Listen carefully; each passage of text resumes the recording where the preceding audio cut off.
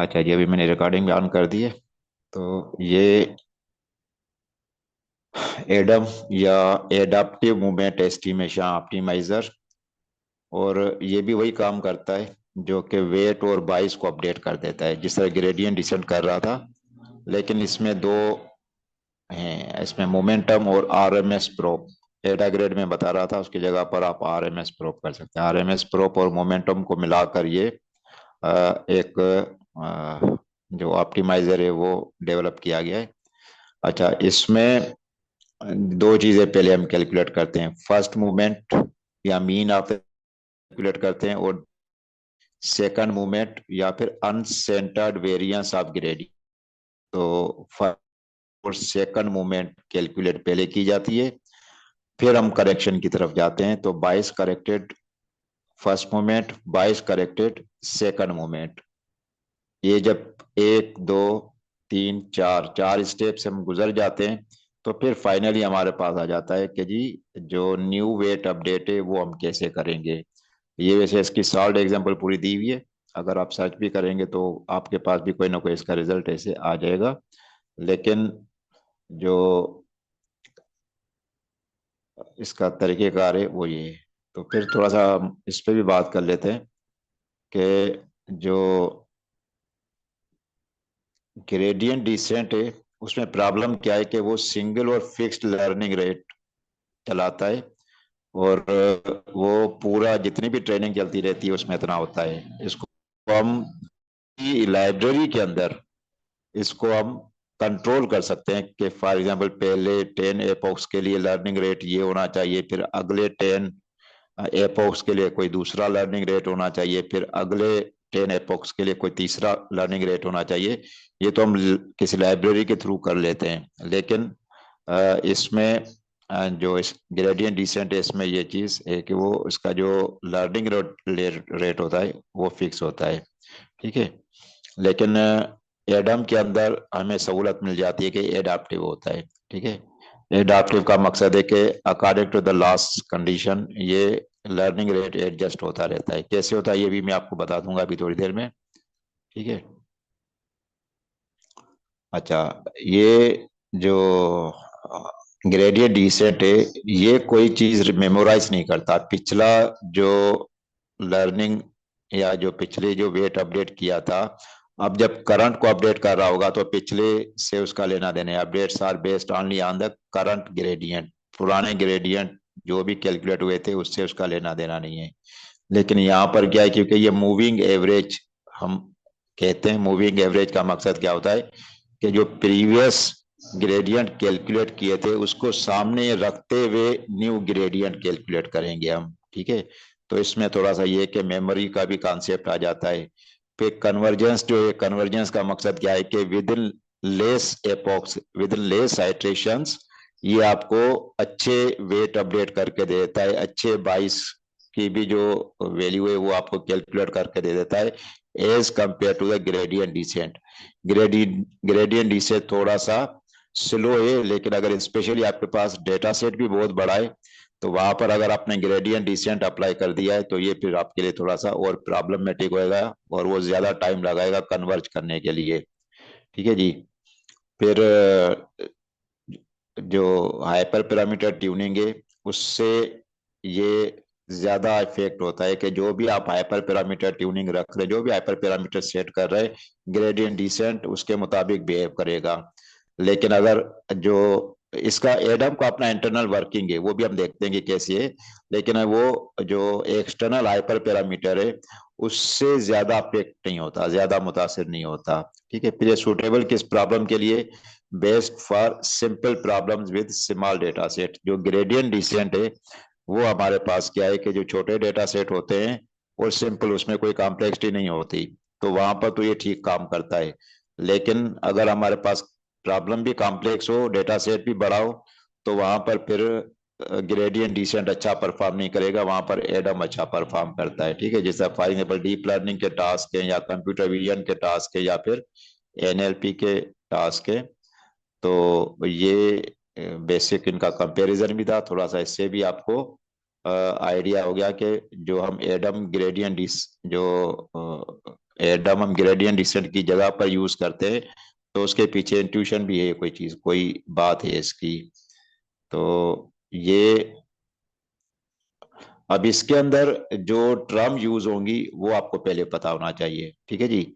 इसमें एक हम एम कैलकुलेट करेंगे, एम, ठीक है। एम का मतलब क्या है? फर्स्ट मूवमेंट, या फिर मीन ऑफ द ग्रेडियंट भी कहते हैं उसे, ठीक है।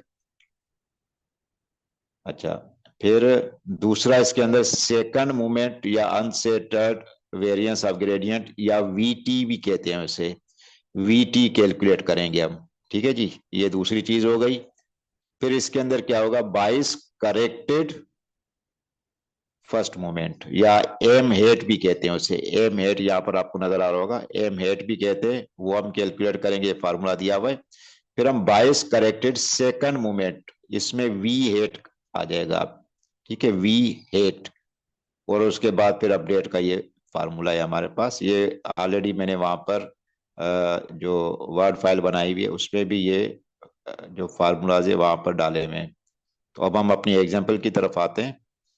तो वो हमारे पास एग्जाम्पल क्या है?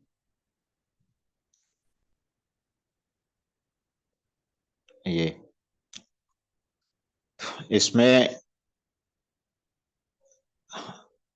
जो एक बीटा वन या बी वन भी कह सकते हैं उसे, ठीक है। इसको एल वन एल टू भी कहते हैं रेगुलराइजेशन ट्राई में, जब आप मशीन लर्निंग में अगर आपने पढ़ी हो, एल वन एल टू, या रिज रेगुलराइजेशन या लेजो रेगुलराइजेशन भी कहते हैं। लेकिन यहाँ पर हम इसको एडम के अंदर बी वन बी टू की एक टर्म यूज करेंगे, ये भी मैं आगे बताऊंगा कि हम क्यों यूज करते हैं, ठीक है। अभी आप सिर्फ ये देखिए कि हम कैलकुलेशन में बी वन बी टू का यूज करेंगे। तो इसको जो बाय डिफॉल्ट वैल्यू होती है, जैसे भी आप केरास यूज कर रहे हैं या पाईटार्च यूज कर रहे हैं, और उसके अंदर अगर आप एडम ऑप्टिमाइजर यूज करेंगे, तो एडम ऑप्टिमाइजर की जो बी वन वैल्यू होती है शुरू में बाय डिफॉल्ट 0.9 होती है, उसको आप चेंज कर सकते हैं, वो कोई बड़ा मसला नहीं है, लेकिन बाय डिफॉल्ट वो 0.9 पे होती है। इस तरह से बीटा टू जो है उसकी वैल्यू 0.999 होती है बाय डिफॉल्ट, ठीक है। और इसके अंदर एक एप्सिलॉन की वैल्यू यूज होगी, मुख्तलिफ वैल्यूज लिखी हुई होती हैं, लेकिन मैंने जो इस्तेमाल की हुई है इसमें 1e⁻⁻4 कहते हैं उसे, ठीक है। या फिर इसको यूं भी लिखते हैं 0.0001, ठीक है। ये भी वैल्यू आप लिख सकते हैं इस तरीके से भी, या फिर अगर साइंटिफिक नोटेशन में बताना चाहें, क्योंकि साइंटिफिक नोटेशन लिखे हुए नजर आते हैं आपको, उसको भी रीड करना आना चाहिए, 1e⁻⁻4, ठीक है, या 1e⁻4 भी आप कह लें, तो ये असल में वैल्यू ये बनती है 0.0001। फिर लर्निंग रेट है इसमें 0.05। अच्छा, फिर मैंने बताया कि जो फर्स्ट मूवमेंट है या सेकंड मूवमेंट है उसको जब हम कैलकुलेट करेंगे तो उसकी इनिशियल वैल्यू चाहिए होती है। तो एम की या फर्स्ट मूवमेंट की इनिशियल वैल्यू 00 होगी, 0.0, ठीक है। आप इसको जीरो, क्योंकि मैंने फ्लोट पे लिखा हुआ है, आगे इसका जवाब जो आएगा वो फ्लोट में ही आएगा, तो शुरू में ही मैंने इसकी वैल्यू फ्लोट में ही डिफाइन कर दी है। इसी तरीके से जो सेकंड मूवमेंट है, सेकंड मूवमेंट वी से रिप्रेजेंट होता है, और उसकी भी शुरू की वैल्यू मैंने 0.0 ही रख दी है इसकी, ठीक है जी। तो ये वही एग्जांपल है ऑलरेडी जो हम ग्रेडियंट डिसेंट के लिए सॉल्व कर चुके थे, उसकी सारी कैलकुलेशन मौजूद है। तो यहाँ पर 0.69 जो है, 0.69 ये है जो प्रेडिक्टेड वाई होता है, या वाई हेट भी कहते हैं, ठीक है जी। ये ओरिजिनल वाई जो है वो 0.5 है, ठीक है। 0.5 minus 0.69 is equal to minus 1.69 something, जो भी है इसका, लेकिन उस, तो अच्छा, इसमें हम इसके फार्मूले की तरफ वापस आए तो एक चीज आपको इसमें नजर आएगी।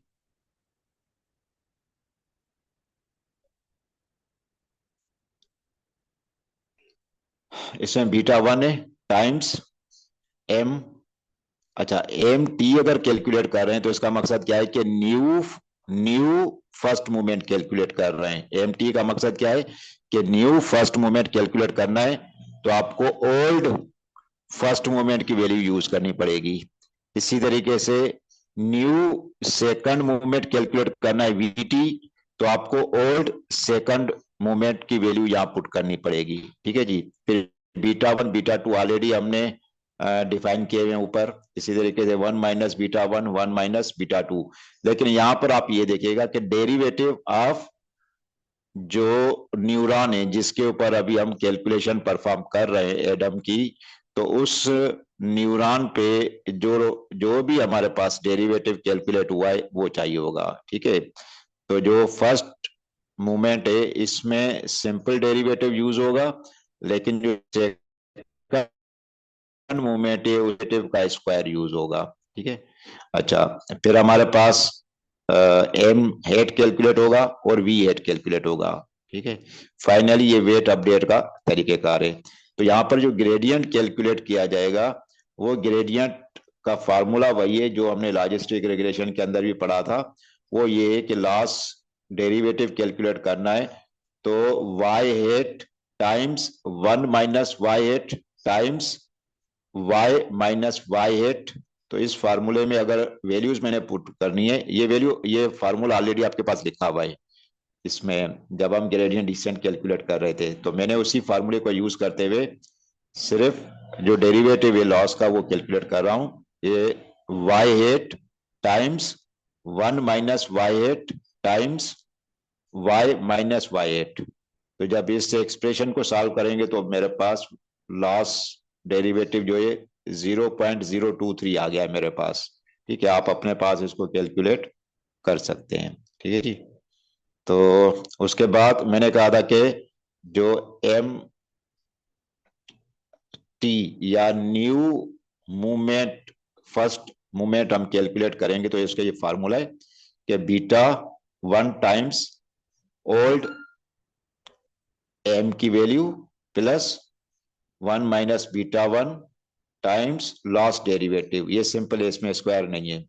तो अगर इसमें वैल्यूज पुट करें हम, तो बीटा वन की वैल्यू 0.9 से हमने इनिशियलाइज की थी ऊपर, आपको याद है शुरू में, और टाइम्स जीरो। जीरो क्या है कि हम एम की जो इनिशियलाइज किया था, हमने एम को इनिशियलाइज किया था वो हमने जीरो से किया है। इसी तरीके से वी को भी जीरो से किया हुआ है, और बीटा वन की वैल्यू 0.9 है, बीटा टू की वैल्यू 0.999 है हमारे पास। ठीक है जी।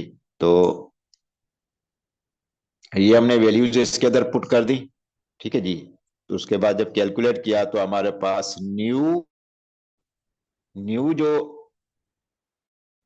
फर्स्ट ऑर्डर कैलकुलेट हुआ है वो है 0.0023। ठीक है जी। अच्छा, उसके बाद थोड़ी सी इसमें कैलकुलेशन मैंने तो की हुई है, आपको कैलकुलेशन करनी पड़ेगी इसकी जब आप इसको अपने पास अपने टाइम पर इसको आप सॉल्व करेंगे। अच्छा जी, अगर न्यू सेकंड मूवमेंट कैलकुलेट करेंगे तो ये वीटी हम कैलकुलेट कर रहे हैं, और इसमें beta two times old first second movement जो कि one minus beta two times loss या डेरिवेटिव स्क्वायर। तो इसमें देखिए वैल्यूज मैंने पुट कर दिए 0.999 टाइम्स जीरो प्लस 1.999 टाइम्स 0.023 का स्क्वायर। ठीक है, जब इसको कैलकुलेट करेंगे हम तो ये जवाब आ गया है 0.00000529। ठीक है, ये आप करेक्ट अपने पास से चेक करके कर सकते हैं। अगर कोई गलती हो तो फिर मुझे बता भी दीजिएगा, अपडेट कर दीजिएगा, क्योंकि गलती का चांस बहरहाल होता है, कहीं ना कहीं गलती हो भी सकती है। ठीक है जी। अच्छा, ये हमने अभी ये दो चीजें कैलकुलेट की हैं, एम टी और वी टी। ठीक है जी, ये इसका एक्सप्रेशन था, इसको सॉल्व किया, ये था, इसको भी हमने सॉल्व कर लिया। अच्छा जी, फिर अभी हमारे पास क्या है, M hat. M hat calculate करेंगे तो जो अभी हमने एम टी कैलकुलेट किया है उसको यूज करेंगे। इसी तरीके से जो वी हेड कैलकुलेट करेंगे तो जो अभी हमने वी टी कैलकुलेट किया था वो यूज करेंगे। बाकी हमारे पास क्या है, वन माइनस बी वन है, वन माइनस बी टू है, ये फार्मूला है। अब हम इसके अंदर वैल्यूज पुट करते हैं, तो ये आ गया हमारे पास ये formula, M hat is equal M T divided by 1 - β1 और इज इक्वल, अब इसमें थोड़ी सी गलती है, 0.023 है, ठीक है, कि अभी 0.023 कैलकुलेट हुआ था, 0.023 डिवाइडेड बाय 1 - 0.9 इज इक्वल 0.023 आएगा इसका। इसको कैलकुलेट भी कर लेते हैं वैसे, लेकिन इतना जवाब आ जाएगा 0.023, ठीक है जी। अच्छा, उसके बाद V8, V8 में क्या है कि जो अभी हमने VT कैलकुलेट किया है 1 - β2, तो ये मेरे पास आ गया 0.000000529 डिवाइडेड बाय 1 - 0.999 इज इक्वल 0.0000529। तो ये दो चीजें आ गई मेरे पास, ये भी हमने कैलकुलेट किया है, एम हेड को और वी हेड को, ठीक है जी। एम हेड और वी हेड, ये हमारी कैलकुलेशन हो गई। अच्छा, और उसके बाद अभी हम आते हैं इसके अंदर, फिर हमारे पास है फाइनल वेट अपडेट का। फाइनल वेट अपडेट में यहाँ पर सिर्फ थीटा दिया हुआ है, या वेट, ये नहीं बताया हुआ कि कौन से वेट की आप बात कर रहे हैं, ठीक है जी। इसके अंदर देखें, जब हम आउटपुट पे काम कर रहे हैं तो इसमें दो वेट पार्टिसिपेट कर रहे हैं, एक को हम वेट 1 कह सकते हैं, एक को वेट 2 कह सकते हैं, इसी तरीके से एक इसमें 22 यूज हो रही है। तो ये तीन ऐसी चीजें हैं जिसको अपडेट होने की जरूरत है, 22 और ये दो वेट, ये सबके लिए इस्तेमाल होगा।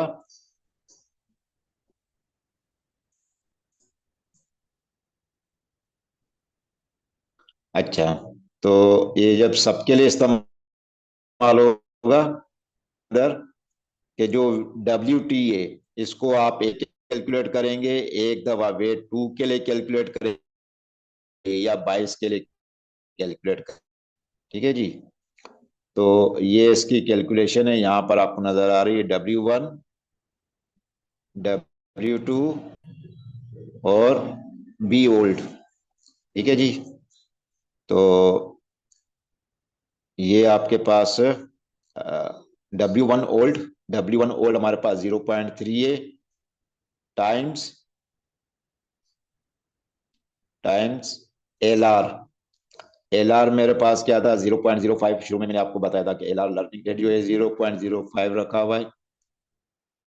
तो 0.0 टाइम्स, अब जो एक्सप्रेशन है वो ब्रैकेट में मैंने इसको इनक्लोज कर दिया है 0.023, ठीक है जी, 0.023, ये थोड़ी सी करेक्शन थी, 0.023 divided by square root, square root सिर्फ स्क्वायर रूट किसका किया जाएगा, जो वी हेट कैलकुलेट हुआ है उसका स्क्वायर रूट प्लस एप्सिलोन, ठीक है।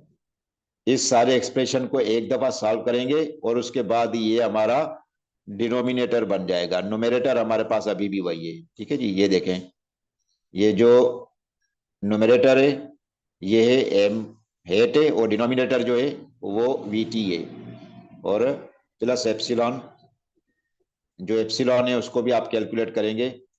अब इसको हम, ये मैंने कैलकुलेट किया हुआ, लेकिन एक दफा थोड़ी सी करेक्शन होनी है, क्योंकि मैंने इसको 0.23 के साथ किया था, अब ये 0.023 के साथ कैलकुलेट होगा, क्योंकि थोड़ी सी एक टाइपिंग मिस्टेक मुझसे भी हुई है। तो उसको भी मैं करेक्ट करके आपको दिखा देता हूँ, एक चीज मैं सिर्फ आपको फार्मूले की तरफ वापस ले जाता हूँ।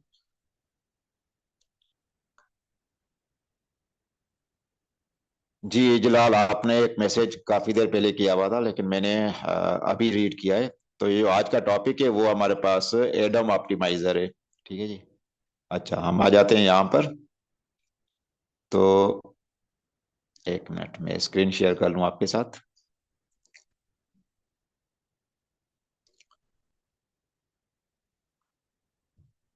ये, अब ये देखें, ये जो स्क्वायर रूट है वो सिर्फ वीटी का है, प्लस एप्सिलॉन अलग से है। ठीक है, तो वहां पर जो फार्मूला लिखा हुआ नजर आ रहा है वर्ड फाइल के अंदर, उसमें स्क्वायर रूट पूरे को शो किया हुआ है। तो पूरा भी कर दें तो कोई ज्यादा फर्क नहीं पड़ता, लेकिन स्क्वायर रूट असल में जो है वो है वीटी का। ठीक है, तो ये कैलकुलेशन भी दी हुई है कि अगर आप कैलकुलेट करें, ये देखें, तो स्क्वायर रूट सिर्फ लिया गया है जो वीटी वैल्यू कैलकुलेट हुए इस एग्जांपल के अंदर। ये हमारी नहीं है एग्जांपल, ये इसकी एग्जांपल है, लेकिन इसके अंदर जो स्क्वायर रूट है वो सिर्फ वीटी का हुआ है, और प्लस जो एप्सिलॉन की वैल्यू है वो अलग से लिखी हुई है इसकी। तो ये सिर्फ करेक्शन दिखाने के लिए मैं आपको यहाँ पर लेकर आया था, क्योंकि वहां पर जो लिखा हुआ है फार्मूला वो थोड़ा सा इस तरीके से लिखा हुआ है कि उसमें कंफ्यूजन ज्यादा हो रही है कि ये हम क्या करेंगे इस पे। ठीक है जी, यहाँ पर ये जो फार्मूला नजर आ रहा है ये देखें, ये सिर्फ क्या लिखा हुआ है कि स्क्वायर रूट जो है वो दोनों चीजों का साथ शो किया हुआ है। शो करने में ये गलती हुई है थोड़ी सी। ठीक है, लेकिन मैंने बता दिया कि अगर ऐसे भी आप कैलकुलेट कर लेंगे तो कोई वेट के ऊपर कोई बहुत ज्यादा फर्क नहीं पड़ेगा। ठीक है जी, क्योंकि जो एप्सिलॉन की वैल्यू है वो हमने 0.0001 ली हुई है, तो जो ओरिजिनल वीटी होगा उसमें अगर 0.0001 भी शामिल कर देंगे तो इसकी अपनी वैल्यू में कोई बड़ा फर्क नहीं पड़ेगा, और उसकी फिर भी स्क्वायर रूट जो आएगा वो तकरीबन वैसा ही आएगा जो कि सिर्फ वीटी का स्क्वायर रूट आना चाहिए था। तो इससे ज्यादा फर्क नहीं पड़ेगा। ठीक है जी, तो अब इसकी वैल्यू जो मैंने कैलकुलेट की है ये थोड़ी सी गलत है, लेकिन अभी मैं सही वैल्यू कैलकुलेट करके देता हूँ। तो ये आई हुई है, वेट वन जो होगा 0.3 की जगह पर -0.19 कैलकुलेट हुआ है, लेकिन यहाँ पर एम टी की वैल्यू मैंने 0.23 डाली हुई थी, तो अभी 0.023 है, तो इसकी वजह से इसकी वैल्यू थोड़ी सी अपडेट हो सकती है, लेकिन बहरहाल फिर भी कोई इस तरह बड़ा नहीं है मसला। 0.9 पुराना वेट था हमारा दूसरा, उसकी जगह पर 0.4 कैलकुलेट हुआ है। इसी तरीके से जो 22 थी वो 0.0 थी, और जो नई 22 कैलकुलेट हुई वो है 0.4978।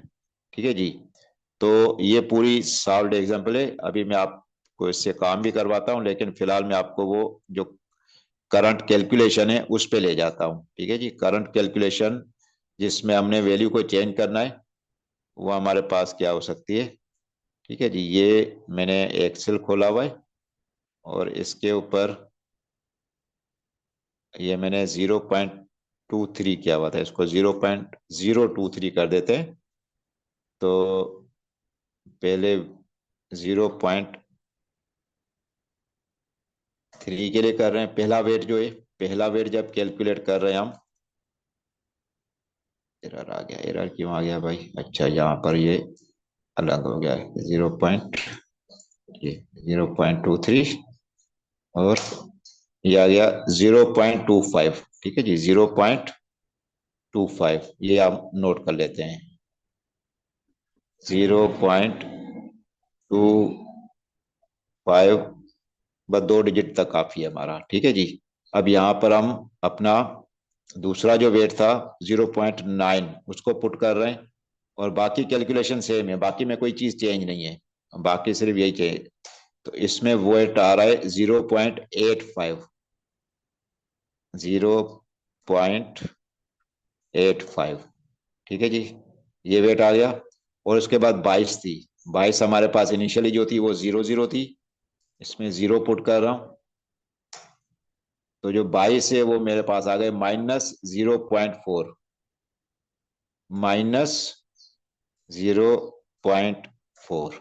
ठीक है जी, तो ये चार चीजें अभी कैलकुलेट हुई हैं, तो वहां पर हम इसको यूज करते हैं। मैं इसको कॉपी कर रहा हूं यहां से, और हम अपने वाले वर्ड फाइल के अंदर, और ये वर्ड फाइल के अंदर अपडेट करते हैं। तो यहाँ पेस्ट कर देता हूँ पे। ठीक है जी, तो पहले वाली वैल्यू मेरे पास कैलकुलेट हुई है जो कि 0.25 है, 0.25। दूसरी वैल्यू मेरे पास कैलकुलेट हुई है 0.85। 0. और बाकी जो है -0.4, 0.4, तो माइनस का। सही है जी। इसको यहां से डिलीट कर देते हैं, इसको सेव कर देते हैं। तो ये फाइनल जो वेट अपडेट है 0.3 है, तो अपडेटेड वेट 0.25 हो गया। इसी तरीके से 0.9 है, तो अपडेटेड वेट 0.85 हो गया। और जो 22 था वो जीरो माइनस का 0.4 हो गया। तो ये सिर्फ यहां पर कैलकुलेशन किए। इसी तरीके से इसी प्रैक्टिस को आप कंटिन्यू करके H1 H2 पे भी अप्लाई करेंगे, तो आपके पास ये वाले जो पीछे वाले वेट्स हैं ये भी अपडेट हो चुके होंगे। यहां तक कुछ सवाल होते हैं?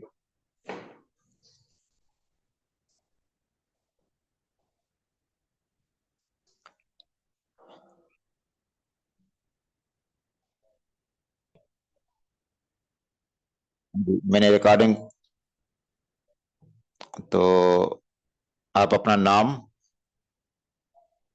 भेज वो सबमिट कर दें।